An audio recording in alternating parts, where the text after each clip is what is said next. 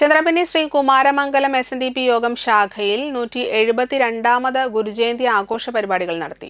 SNDP യോഗം Nattika union president Unnikrishnan തഷ്നാത്ത ഉദ്ഘാടനം ചെയ്തു.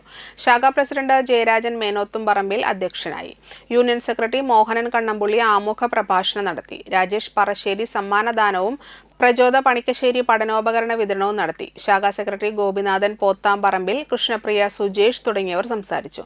ഉന്നത വിജയം നേടിയ വിദ്യാർത്ഥികൾക്കുള്ള അവാർഡ് വിതരണം ഉണ്ണികൃഷ്ണൻ തഷ്നാത്ത നിർവഹിച്ചു.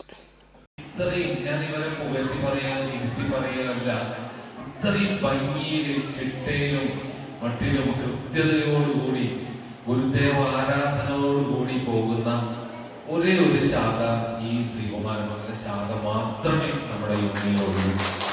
അത് നേരത്തെ നമ്മൾ പറഞ്ഞ പോലെ ഇവരുടെ രണ്ടാളുടെ കൂട്ടായ്മ, ഒത്തൊരുമ, അതുപോലെ ഈ നാട്ടിക യൂണിയനിൽ ഞാൻ ഒരു കാര്യം കൂടെ പറയാണ്.